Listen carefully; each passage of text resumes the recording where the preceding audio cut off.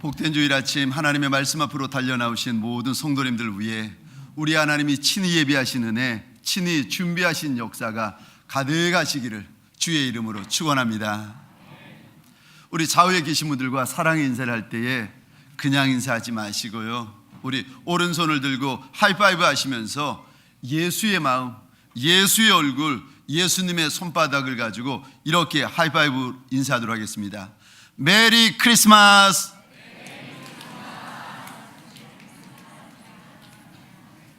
혹시라도 내가 손바닥 쳐주지 않아서 손바닥 한번 받아보지 못한 채로 교회에 오셨다가 쓸쓸한 마음 가지고 시험 들고 상처 받으셔가지고 돌아가시는 분이 없도록 죄송합니다. 고개도 돌리시고 앞과 뒤에 허리도 돌리시면서 우리 하이파이브 하시면서 이렇게 인사하도록 하겠습니다. 말씀에 큰 은혜 받으세요.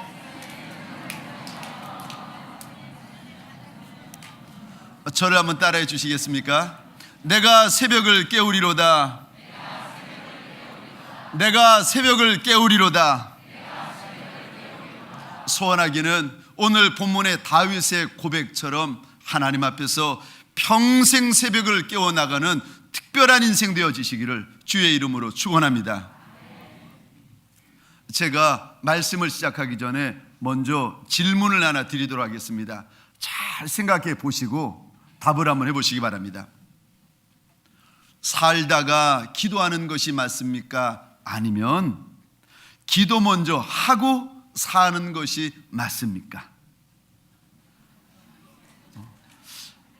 그게 그건 것 같고 그게 그건 것 같은 분들이 계시죠.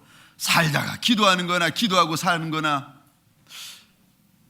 제가 또 다른 예를 한번 드릴게요. 차를 구입하셨습니다.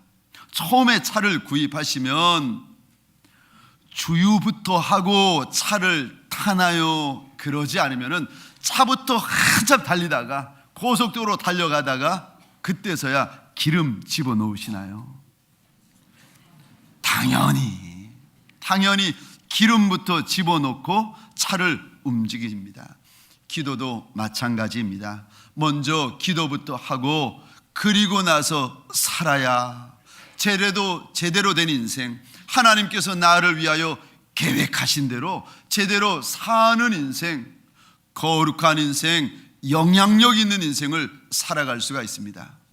그런데요, 대부분 저와 여러분들의 인생이 어떤가 하면은 기도부터 하고 사는 것이 아니라 살다가 보니까 기도하는 인생, 살아가다가 살아보다가 그때서야 기도해야 되겠구나 하시고 기도를 합니다.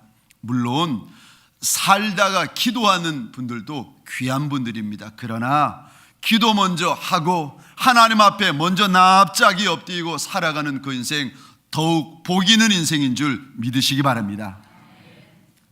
몇 년 전에 제가 우리 동광교회 처음 왔을 때입니다.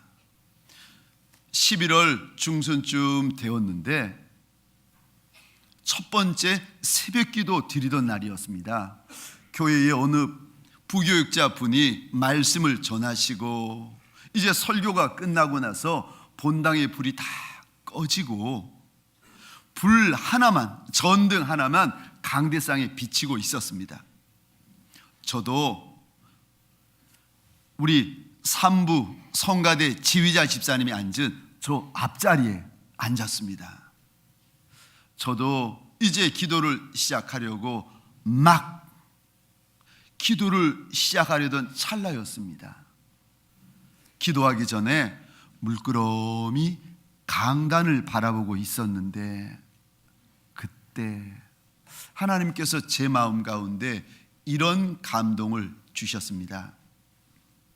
아들아, 저기가 네 자리다. 무슨 말인가 하면은 저는 산부 예배 우리 성가대 지휘자 집사님이 앉으신 바로 이 앞자리에 앉아서 기도를 하려고 했는데 하나님께서 제게 오시더니 이 자리에 앉지 말고 강대상 앞으로 나와가지고 이 위에 의자 앞에 엎드려서 하나님 앞에 기도하라는 거예요. 사실 처음 와서, 그것도 처음 새벽 기도인데 제가 주척주척 앞으로 나와가지고 아무도 없는 이 강단에 혼자 엎드려가지고 기도한다는 것이 얼마나 신경 쓰이고 얼마나 눈치 보이는지 모르는 일인데, 하나님께서 그때 제게 주신 감동이, 아들아 저기가 네 자리다.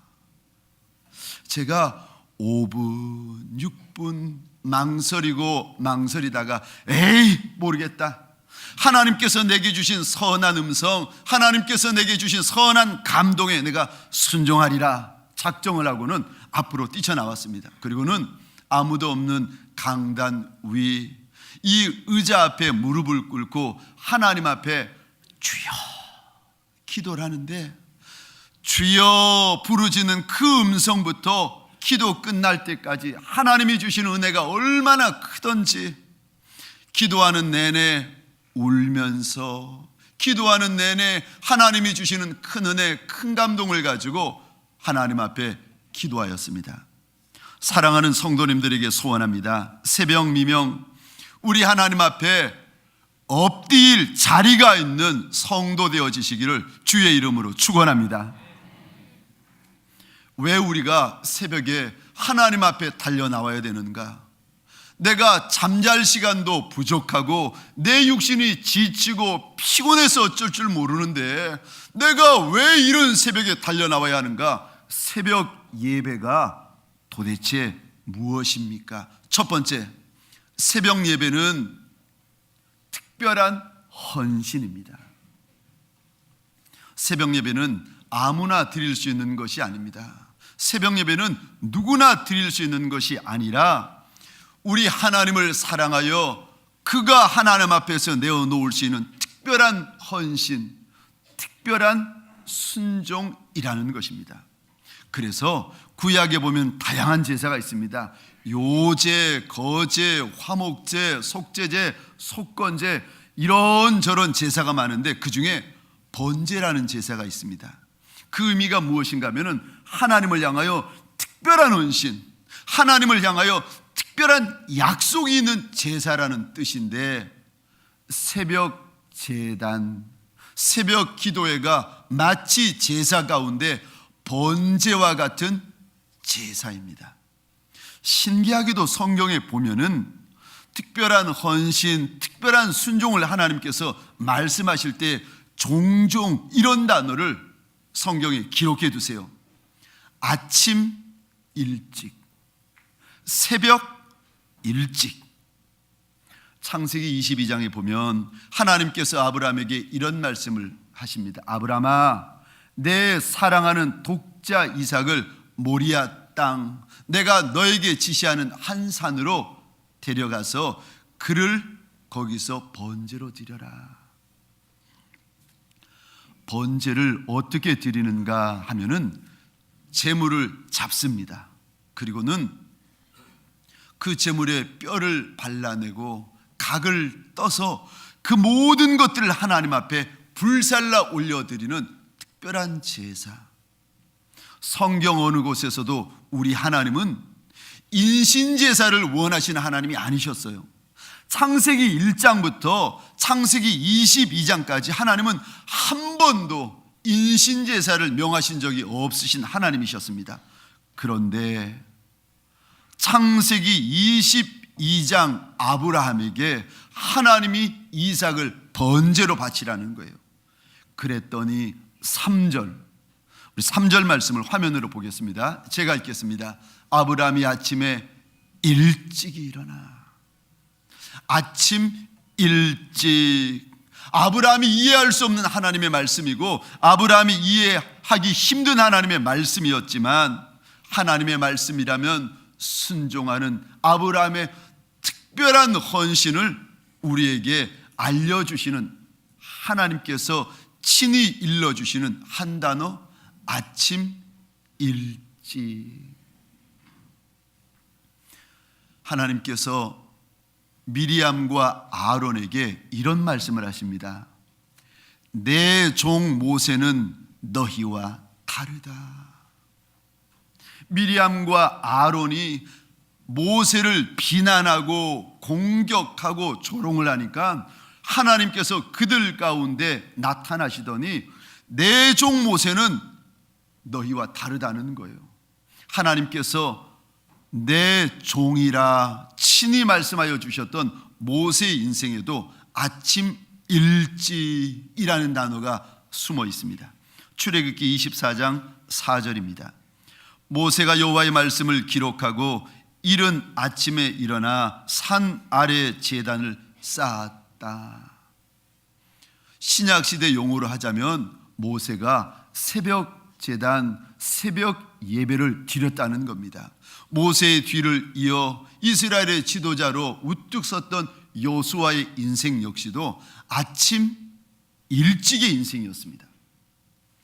요단을 건너기 전에 크고 견고한 여리고성을 무너뜨리기 전에 젖과 꿀이 흐르는 가나안 땅을 차지하기 전에 여호수아의 인생 가운데 그 작디 작은 여호수아가 그 큰 땅, 그 많은 땅, 젖과 꿀이 흐르는 땅을 점령하기 전에 그의 인생 가운데 숨어있는 한 단어가 있는데 아침 일찍, 새벽 일찍. 우리 주님께서 이 땅에 오셔서 3년 공생애를 사실 때 사람들이 볼 수 없는, 제자들이 볼 수 없는 광야 한가운데로 걸어 들어가시고는 그 새벽 미명 하나님을 향하여 주의 특별한 은혜, 특별한 긍휼을 구하면서 많은 시간 우셨습니다. 새벽 미명. 사랑하는 성도님들에게 소원합니다. 이제 곧 다니엘 세일의 특세가 시작되어집니다. 21일 동안 하나님 앞에서 특별한 새벽을 가지게 될 것입니다. 소원하기는 어떤 이유, 어떤 설명, 어떤 상황이 있을지라도 그래도 우리 하나님 앞에서 특별한 헌신, 특별한 새벽을 소유하시는 저와 여러분 되시기를 주의 이름으로 축원합니다. 두 번째요, 새벽 기도가 무엇인가? 새벽 기도는 우리 하나님 앞에서의 특별한 마음입니다. 누가 새벽을 깨울 수 있나? 하나님 앞에서 특별한 마음을 가진 이들, 다시 말해서 하나님 앞에 간절한 마음, 하나님 앞에 절절한 마음, 이 마음을 가리켜서 성경은 전심이라고 말씀하고 있습니다. 그저 하나님 외에는 길이 없고 방법이 없는 인생, 그래서 사람에게 마음을 두지 아니하고 세상의 마음을 빼앗기지 아니하고 하나님 앞에 마음을 다 쏟아야만 살 수 있는 인생, 그래야만 쓰임받을 수 있는 인생, 그래야만 소망이 있는 인생, 전심, 그 마음을 가지고 있는, 특별한 마음을 가지고 있는 인생만이 하나님 앞에서 새벽을 밝힐 수 있다는 것입니다. 오늘 본문 7절과 8절입니다. 제가 7절을 읽고 8절을 성경을 보시거나 화면을 보시면서 함께 읽도록 하겠습니다. 제가 7절을 먼저 읽겠습니다. 하나님이여, 내 마음이 확정되었고 내 마음이 확정되었사오니 내가 노래하고 내가 찬송하리이다. 내 영광아 깰지어다. 비파야 수금아 깰지어다. 내가 새벽을 깨우리로다. 아멘. 다시 한번 고백해 볼까요? 우리 7절과 8절 우리 한 목소리로 같이 고백하겠습니다. 시작. 하나님이여, 내 마음이 확정되었고 내 마음이 확정되었사오니 내가 노래하고 내가 찬송하리이다. 내 영광아 깰지어다. 비파야 수금아 깰지어다. 내가 새벽을 깨우리로다. 아멘. 7절에 보면은 다윗이 똑같은 말을 두 번씩 반복합니다. 내 마음이 확정되고 확정되었다. 8절에 보면은 깨우리라, 깨우리라, 깨우리라. 왜 같은 단어를 두 번씩 반복하는가?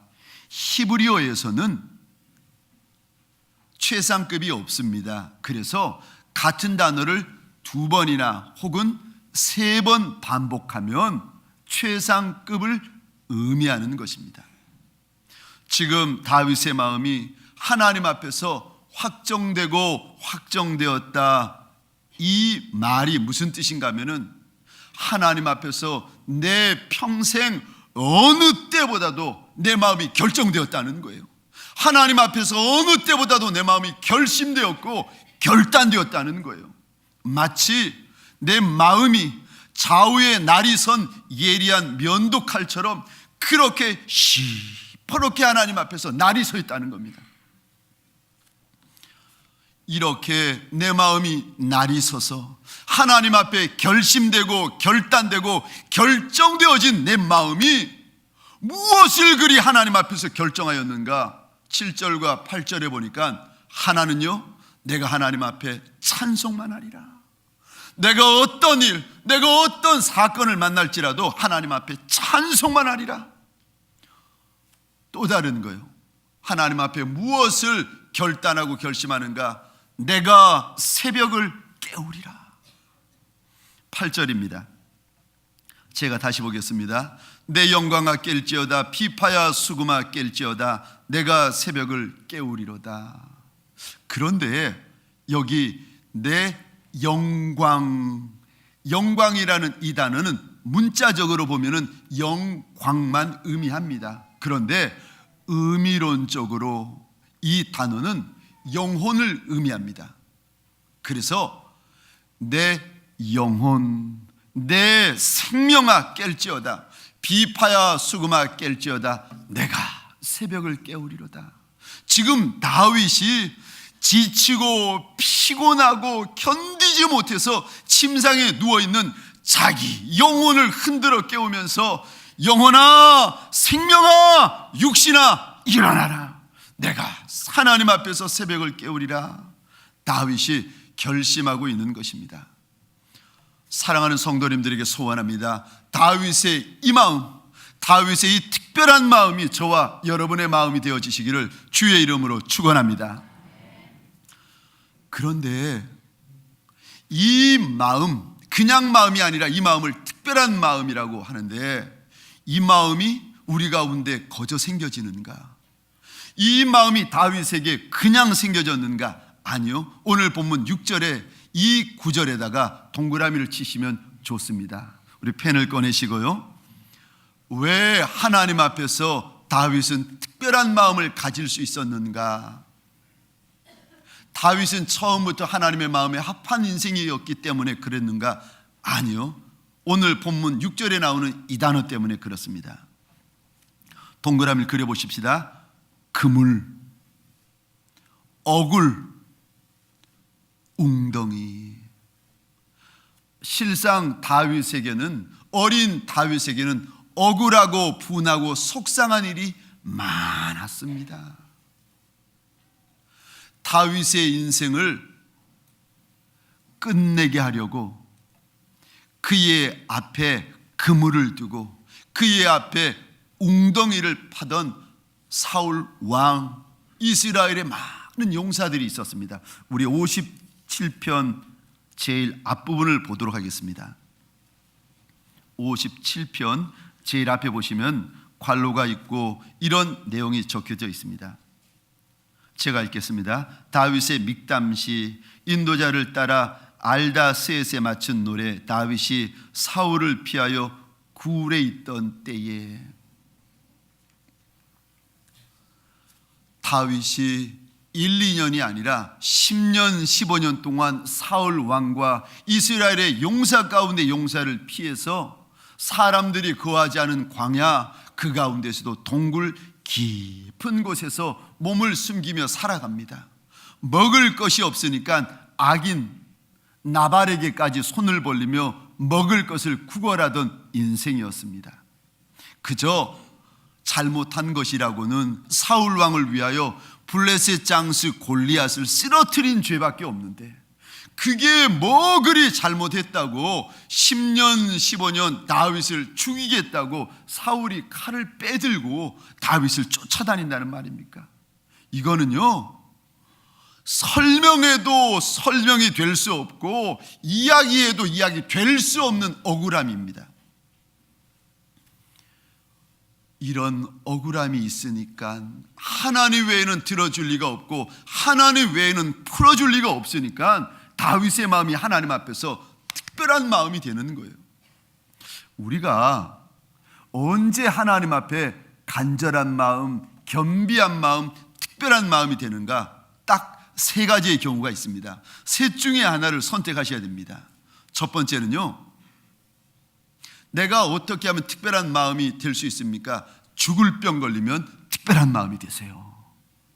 이거는 누가 말려도 하나님 앞에 특별한 마음이 되십니다. 히스기야 왕을 보세요. 병에 걸려서 약이란 약은 다 먹고 낫겠거니 생각하는 어느 날 하나님께서 선지자를 보내서 이런 말씀을 주십니다. 내가 죽고 살지 못하리라. 하나님이 죽는다 말씀하시면 정말 죽는 겁니다. 그랬더니 이 히스기야 왕이 그 많은 사람, 그 많은 국정 뒤로 해버리고는 성경에 보니까 얼굴을 벽으로 향하고 대성통곡하면서 하나님, 내가 전심으로 행하였던 많은 날들을 기억해 주옵소서. 내가 하나님 앞에서 깨끗한 마음, 내가 하나님 앞에 전심으로 행했던 일들을 기억 좀 해 주십시오. 하나님 앞에 통곡합니다. 우리가 언제 하나님 앞에 특별한 마음을 가지는가? 그냥 말하면 듣나요? 아니요. 죽을 병에 걸리면은 하나님 앞에 특별한 마음을 가집니다. 두 번째, 우리가 언제 하나님 앞에 특별한 마음을 가지는가? 다윗처럼 고난, 환난, 한 복판에 서게 되면은요, 하나님 앞에 특별한 마음을 가지게 됩니다. 다윗은 이런 고백을 합니다. 나와 죽음 사이에는 한 걸음뿐이라.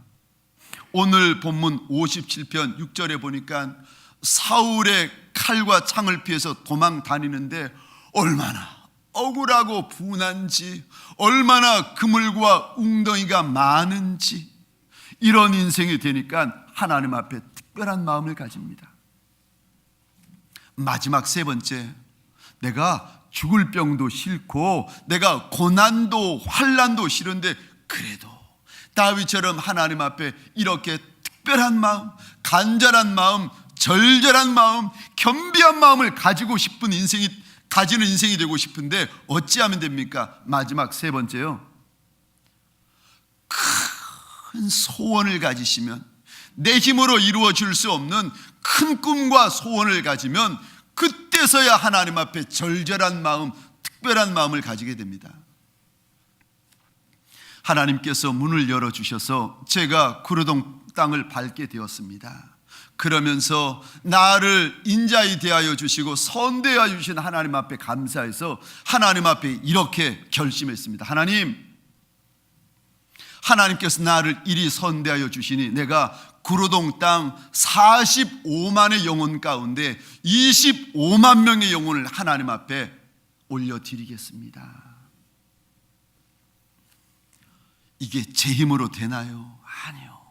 힘이 있나요? 능이 있나요? 지혜가 있나요? 경험이 있나요? 아무것도 없지요. 작은 목사입니다. 그런데 왜 꿈만 그렇게 큽니까?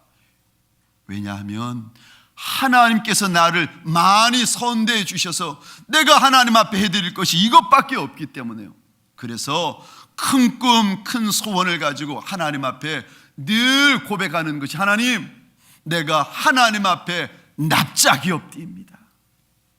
내가 하나님 앞에 납작이 없디입니다. 하나님이 나를 불쌍히 여겨주시면 내가 하나님 앞에 25만의 영혼을 올려드릴 수 있겠나이다. 하나님, 나 좀 불쌍히 여겨주십시오. 제가 그래서 하나님 앞에 애곡하고 하나님 앞에 엎드려서 통곡하고 하나님 앞에 엎드려서 내 허리가 끊어지도록 내 무릎이 닳도록 하나님 앞에 몸부림치는 이유가 꿈이 크기 때문에, 소원이 크기 때문에요. 기억하시기 바랍니다. 문제 있는 인생, 고난 있는 인생, 환난을 지나는 인생, 이런 인생들은요 사람을 피해 도망다닙니다. 아니요, 그러지 마시고 사람 피해 도망다니는 인생 되지 마시고 하나님 앞에 납작이 엎드리는 특별한 인생 되시기를 주의 이름으로 축원합니다. 특별한 마음, 특별한 인생이요, 하나님 앞에 쓰임받고 싶은 인생. 하나님, 내가 그저 나만 먹고 사는 인생이 아니라 하나님 앞에 염치 없지만, 하나님 앞에 뻔뻔스럽지만 내 나라 먹여 살리는 인생이 되고 싶습니다. 하나님, 내가 내 이름으로 된 통장 하나 방 한 칸 없지만 하나님이 나를 축복하시면 내가 쓰임받는 거 믿습니다. 하나님, 세상 사람들은 나를 가리켜 보리떡 같은 인생, 멸치 같은 인생, 작은 인생이라고 손가락질하지만 하나님이 나를 축복하시면 하나님, 내가 영광스러워지는 줄 믿나이다. 하나님 앞에 이 마음을 가지고 하나님 앞에 쓰임받기를 소원하면서 특별한 마음, 특별한 소원이 있는 인생, 하나님 외에 의지할 리가 없는 인생, 그런 인생들은요, 새벽에 부르짖으셔야 됩니다. 새벽은 하나님과 독대하는 시간입니다. 새벽은 하나님과 1대1로 만나는 시간이에요.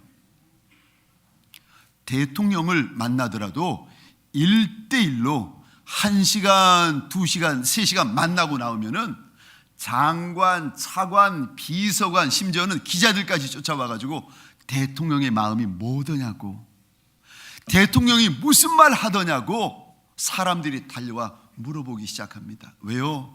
독대가 그만큼 소중한 것이기 때문에 그렇습니다. 사랑하는 성도님들에게 소원합니다. 어렵고 힘들 때 도망 다니는 인생이 아니라 새벽 미명 하나님 앞에 달려나와 납작이 엎드리는 날들이 되시기를 주의 이름으로 축원합니다. 세 번째, 새벽 기도는 특별한 응답이 있습니다.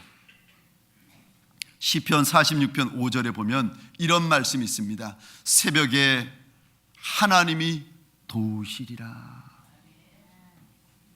사람이 도와줘도 힘 있는 인생이 되는데 우리 하나님이 도와주시면 얼마나 영광스럽겠습니까? 그런데 하나님이 도와주시는데 신기하지요. 낮에 도우신다, 밤에 도우신다 그러시는 것이 아니라 새벽에 도우신다.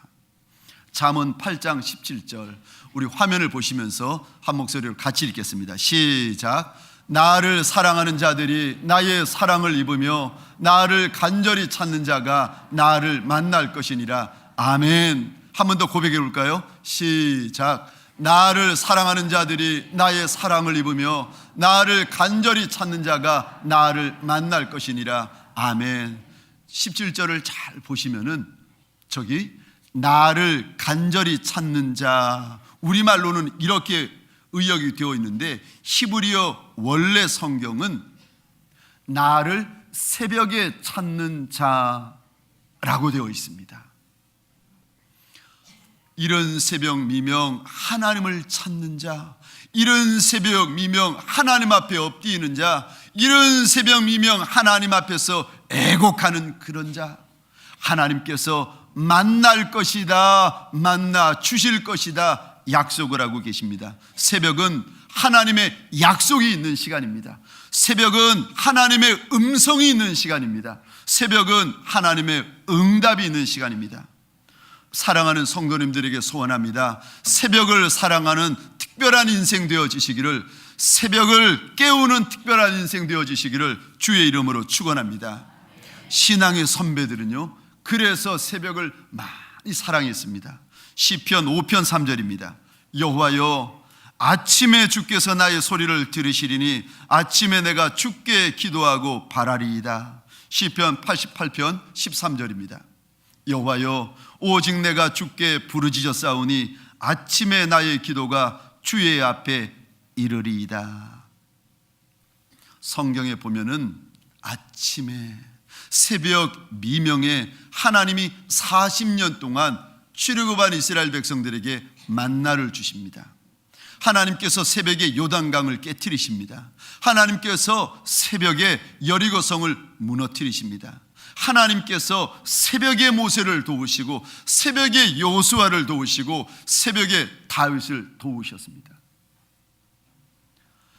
새벽 제단에 기도불을 꺼트리지 않는 인생.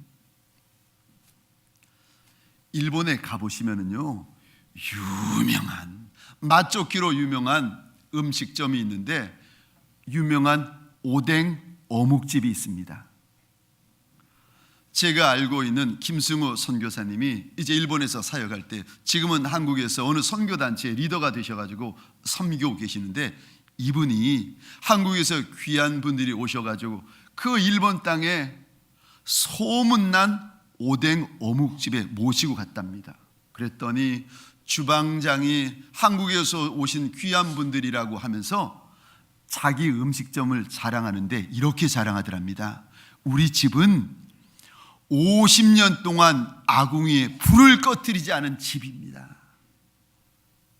하여간에 얼마나 어묵이고 오뎅이고 맛이 있던지. 이제 식사를 하고 나오셨는데 그 다음날 새벽, 이 선교사님이 새벽에 하나님 앞에 엎드렸는데 하나님이 그런 음성을 주시더랍니다. 아들아, 너도 새벽 제단 기도의 불을 끄지 마라.